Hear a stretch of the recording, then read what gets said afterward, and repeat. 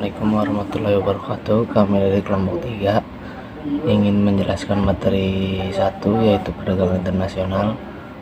Kami yang beranggota Muhammad Ashraf Fahmi, Rosa Amelia Putri, Sherly Aisyah Hartanti, dan Trianur Siva. Perdagangan internasional. Pengertian perdagangan internasional atau international trade adalah kegiatan transaksi dagang antara suatu negara dengan negara lain, baik mengenai barang ataupun jasa-jasa, dan dilakukan melewati batas daerah suatu negara. Manfaat perdagangan internasional. Yang pertama, meningkatkan cadangan valuta asing atau devisa negara. Yang kedua, dapat mencukupi kebutuhan akan barang-barang dan jasa yang tidak diproduksi di dalam negeri. Yang ketiga, menjalin kerjasama dan persahabatan antar negara. Yang keempat, memperluas lapangan kerja. Yang kelima, mendorong semangat berprestasi dan bersaing. Yang keenam, menumbuhkan output di dalam negeri dan di peningkatan pendapatan nasional. Yang ketujuh, menciptakan efisiensi dan spesialisasi. Yang ke-8, menjaga stabilitas harga. Perdagangan internasional yaitu ada faktor pendorong. Yang pertama, perbedaan iklim. Yang kedua, perbedaan sumber daya alam. Ketiga, tidak semua negara dapat memproduksi sendiri suatu barang. Yang keempat, adanya perbedaan selera. Yang kelima, perbedaan ilmu pengetahuan dan teknologi atau iptek. Faktor penghambat. Kualitas sumber daya yang rendah, kebijakan ekonomi internasional yang dilakukan oleh pemerintah, perbedaan mata uang antar negara, tidak stabilnya kurs mata uang asing, pembayaran antar negara sulit, dan diresikonya besar tidak amannya suatu negara. Kebijakan internasional. Apa itu kebijakan perdagangan internasional? Segala tindakan pemerintah atau negara, baik langsung maupun tidak langsung, untuk memengaruhi komposisi, arah, serta bentuk perdagangan luar negeri atau kegiatan perdagangan. Tujuan kebijakan perdagangan internasional yaitu: yang pertama, mengendalikan ekspor dan impor. Yang kedua, meningkatkan pertumbuhan ekonomi. Yang ketiga, menyehatkan neraca pembayaran. Yang keempat, meningkatkan kesempatan kerja. Yang kelima, melindungi industri dari sektor-sektor lain di dalam negeri. Ada dampak negatif. Yang pertama, produk dalam negeri menurun. Perdagangan internasional memicu persaingan industri. Jika suatu negara memiliki produk kualitas rendah dan harga tinggi, maka negara itu bisa mengalami penurunan permintaan. Yang kedua, ada ketergantungan terhadap negara maju. Dari sisi produksi barang, negara berkembang dan miskin cenderung bergantung pada negara maju. Pasalnya, perkembangan teknologi dan otomotif masih dikuasai negara maju. Yang ketiga, industri kecil kurang bersaing.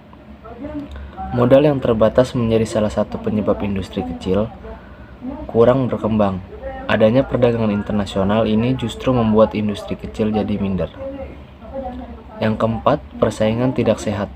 Kebijakan yang berlaku di suatu negara seperti dumping, praktik tarif impor yang berkedok melindungi industri dinilai merusak esensi perdagangan internasional. Dampak positif. Yang pertama, mendorong pertumbuhan ekonomi. Yang kedua, menjadi sumber devisa negara. Yang ketiga, meningkatkan kemakmuran negara. Yang keempat, menambah lapangan kerja. Yang kelima, mempererat hubungan antar negara. Yang keenam, menarik investor asing. Yang ketujuh, kualitas produksi semakin baik. Yang kedelapan, transfer teknologi. Yang kesembilan, menstabilkan harga. Salah satu dampak positif perdagangan internasional adalah dapat menjadi sumber devisa bagi negara. Selain itu, dampak positif dari perdagangan internasional adalah mempercepat pertumbuhan ekonomi. Dengan begitu, kesempatan kerja akan semakin terbuka dan angka pengangguran dapat berkurang. Jenis-jenis perdagangan internasional. Yang pertama, ekspor dan impor. Ekspor dan impor menjadi kegiatan perdagangan jenis tersebut yang sering dilakukan semua negara. Terdapat dua cara ekspor, yaitu ekspor biasa melalui ketentuan yang berlaku dan ekspor tanpa LNC, di mana barang dikirim melalui izin Departemen Perdagangan. Yang kedua, ada barter. barter atau tukar-menukar barang masih sering dilakukan di beberapa negara. Biasanya barter dilakukan dengan direct barter, wage barter, counter purchase, dan buyback barter. Yang ketiga ada konsinyasi, yaitu penjualan dengan cara pengiriman barang ke luar negeri di mana belum terdapat pembeli tertentu di luar negeri. Penjualannya bisa dilakukan melalui pasar bebas atau bursa dagang dengan kegiatan lelang. Yang terakhir ada border crossing. Muncul dari dua negara yang berdekatan dengan tujuan untuk memudahkan penduduknya saling melakukan transaksi jual beli. Teori perdagangan internasional. Teori keunggulan mutlak atau absolute advantage. Negara memiliki keunggulan mutlak ketika mampu memproduksi barang dalam jumlah lebih banyak dari negara lain dengan sumber daya produksi yang sama. Tokoh ini menyatakan bahwa pemerintah tidak perlu ikut campur dalam pemerintahan. Dengan begitu akan menciptakan spesialisasi bagi pekerja sehingga negara tersebut akan memiliki produk dengan keunggulan mutlak. Tabel keunggulan mutlak artinya Amerika memiliki absolute advantage dalam menghasilkan jagung, dan Kanada memiliki absolute advantage dalam menghasilkan pupuk. Jika dasar tukar internasional adalah 1:1, maka bagi Kanada dengan mengekspor 1 unit pupuk dapat diganti dengan 1 unit jagung. Sedangkan dalam negeri 1 unit impor pupuk sama dengan 4/5 unit jagung. Begitupun Amerika jika mengekspor 1 unit jagung akan mendapat 1 unit produk. Biaya relatif atau comparative cost. Tokoh dalam teori ini adalah David Ricardo yang berpendapat harga suatu cost comparative advantage suatu produk ditentukan oleh banyaknya jam kerja yang diperlukan untuk menghasilkan barang tersebut. Artinya, tenaga kerja Indonesia lebih efisien dibanding tenaga kerja Cina dalam memproduksi kilogram gula, atau 3/6 atau 1/2 hari kerja Cina dalam produksi 1 meter kain, atau 4/4 hari kerja. Dengan begitu, akan mendorong Indonesia untuk melakukan spesialisasi memproduksi dan mengekspor gula. 2. Tenaga kerja Cina lebih efisien dibanding tenaga kerja Indonesia dalam produksi 1 meter kain, atau 5/4 hari kerja, daripada produksi 1 kilogram gula, atau 6/3 atau 2/1 hari kerja. Dengan begitu, akan mendorong Cina untuk melakukan spesialisasi memproduksi dan mengekspor kain. Teori modern atau keunggulan komparatif atau comparative advantage. 1. Australia memiliki keunggulan mutlak atas produksi wol dan katun dibanding Indonesia. Keuntungan didapat jika Australia memilih produksi yang paling unggul, yaitu wol, karena keunggulan produksi wol adalah 3 atau 15/5.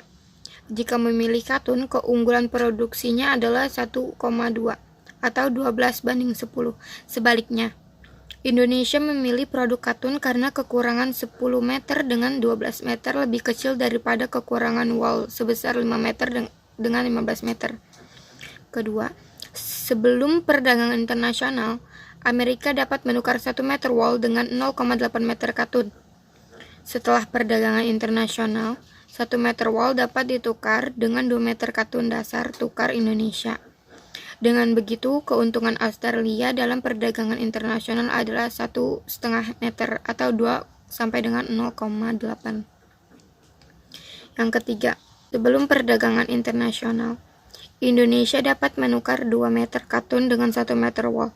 Setelah perdagangan internasional, 2 meter katun dapat ditukar dengan 2 meter atau 0,8 meter sama dengan 2,5 meter wol.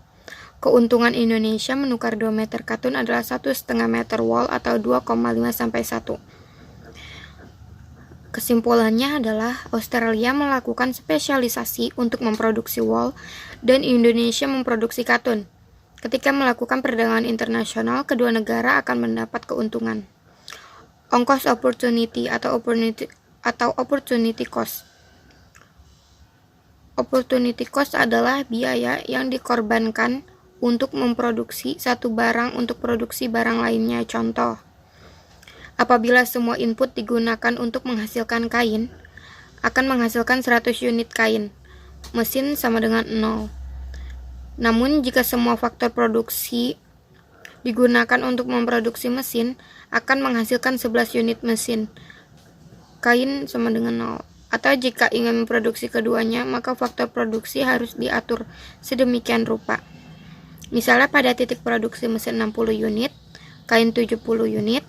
Kemudian jika ingin menambah jumlah produksi mesin menjadi 80 unit, maka produksi atas kain dikurangi menjadi 60 unit.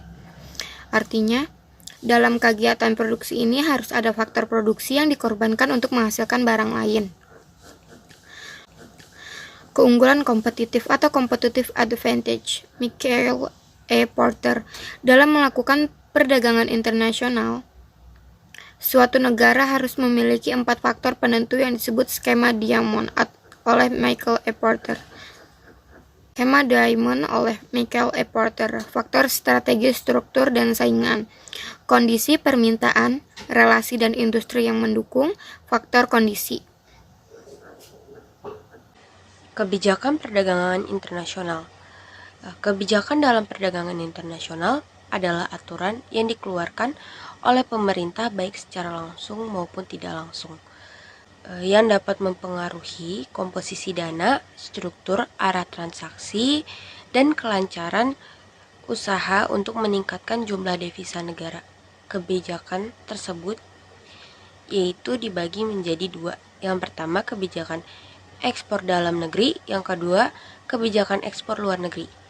Kebijakan ekspor dalam negeri, yang pertama, kebijakan perpajakan berupa pembebasan, keringanan, pengembalian pajak maupun pengenaan pajak ekspor untuk barang tertentu, misalnya CPO. Yang kedua, fasilitas kredit perbankan dengan harga murah untuk meningkatkan ekspor barang tertentu. Yang ketiga, penetapan tata cara ekspor juga relatif mudah. Yang keempat, pemberian subsidi ekspor, misalnya memberikan sertifikat ekspor. Yang kelima, pembentukan asosiasi eksportir. Yang terakhir, pembentukan kelembagaan, misalnya Bounded Island Batam. Kebijakan ekspor luar negeri.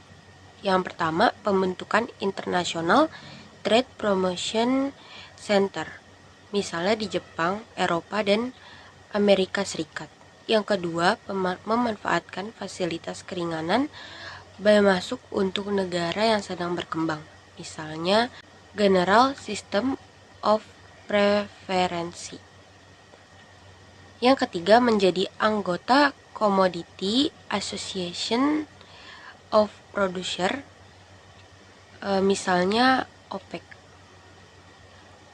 Yang terakhir, menjadi anggota Commodity Agreement between Producer dan Consumer, misalnya ECO. Tujuan kebijakan perdagangan internasional. Yang pertama, melindungi kepentingan ekonomi nasional dari pengaruh negatif perdagangan internasional. Yang kedua, melindungi kepentingan industri dalam negeri. Yang ketiga, melindungi lapangan kerja. Yang keempat, melindungi keseimbangan neraca pembayaran internasional. Yang kelima, menjaga tingkat pertumbuhan ekonomi yang tinggi dan stabil. Yang terakhir, menjaga stabilitas kurs atau nilai tukar.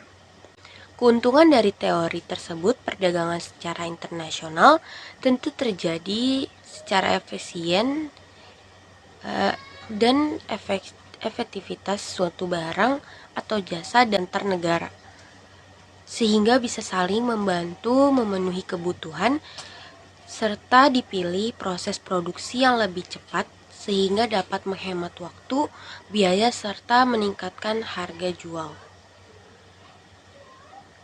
Alat pembayaran internasional. Yang pertama ada kontan atau tunai, full bodied money.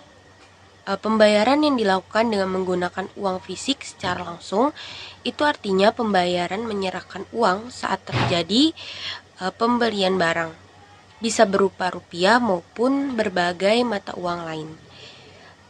Dengan menggunakan metode turis, jamaah haji, tenaga kerja yang bekerja di luar negeri, dan sebagainya. Yang kedua, telegraphic transfer atau cable order, sistem pembayaran yang dilakukan dengan menggunakan cek yang diteruskan oleh telegram.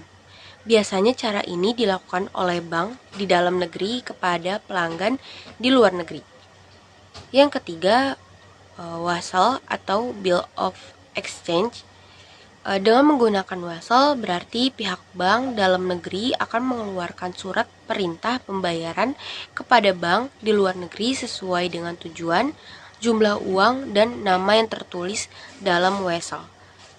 Yang keempat, letter of credit, fasilitas atau jasa untuk memperlancar transaksi jual beli barang, terutama yang berkaitan dengan transaksi internasional. Selanjutnya ada cek. Dilakukan dengan cek, pembayaran dilakukan dengan cara importir mengirimkan cek kepada eksportir melalui bank yang ditunjuk di negara eksportir. Selanjutnya ada emas. Dengan menentukan barang nilai suatu barang terhadap emas, barang kemudian dibayar sesuai dengan harga emas dari barang tersebut. Sistem ini digunakan untuk menjaga nilai dari harga suatu barang supaya tidak rusak oleh inflasi. Yang terakhir, kompensasi pribadi dilakukan dengan memberikan kemudahan antara eksportir dengan importir dalam suatu negara. Komponen neraca, pembayaran internasional, transaksi berjalan atau current account. Semua transaksi ekspor dan impor barang dan jasa meliputi transaksi perdagangan, yaitu semua transaksi ekspor dan impor barang dan jasa.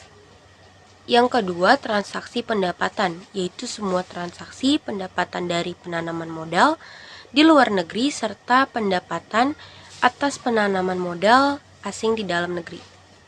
Yang terakhir, transaksi unilateral, yaitu suatu transaksi yang tidak menyebabkan timbulnya utang atas barang ataupun bantuan yang diberikan.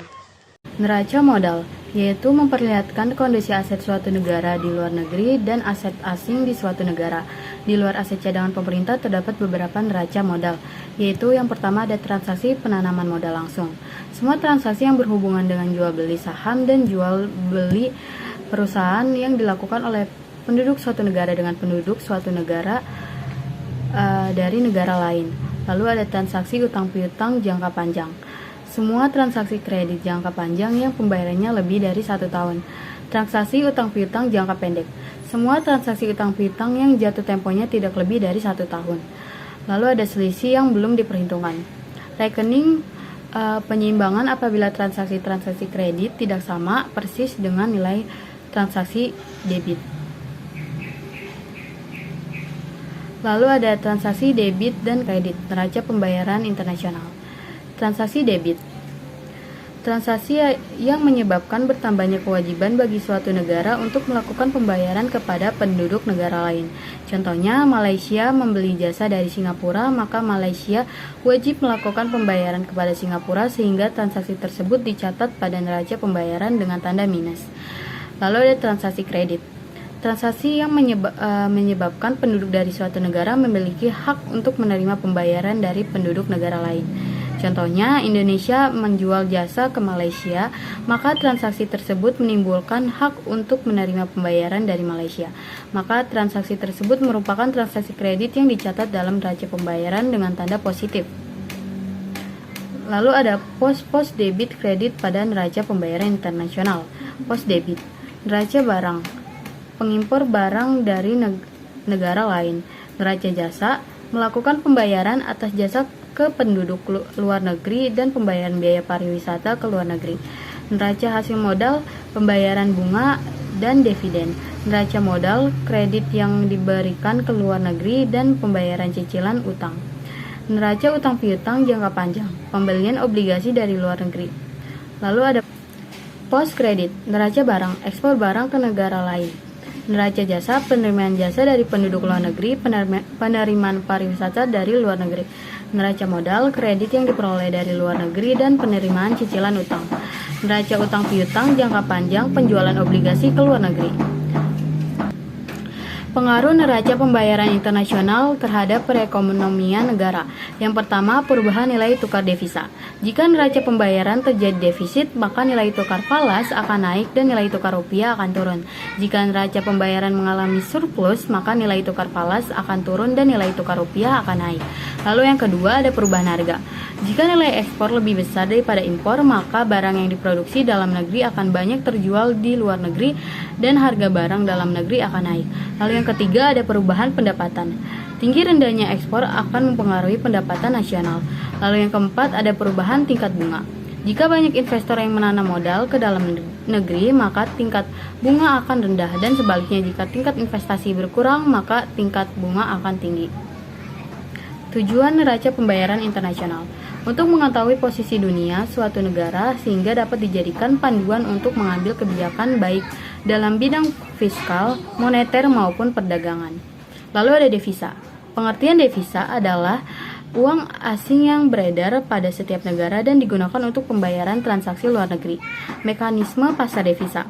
Perantara utama dari pasar devisa adalah bank-bank utama yang beroperasi ke seluruh dunia, terutama yang memperjualbelikan valuta asing. Pialang-pialang dalam pasar falas tidak pernah bertemu dan berhadapan secara langsung. Lalu hubungan kurs devisa falas dengan neraca pembayaran. Jika neraca pembayaran defisit, maka selisih tersebut akan dibayar menggunakan devisa yang ada. Penggunaan devisa akan mengurangi alat pembayaran dan menaikkan kurs valuta asing. Jika neraca pembayaran surplus, maka negara tersebut memiliki banyak devisa dari luar negeri yang membuat penawaran devisa luar negeri menguat, sehingga nilai mata uang dalam negeri akan menguat. Sekian dari kelompok kami, kurang lebihnya mohon maaf. Wassalamualaikum warahmatullahi wabarakatuh.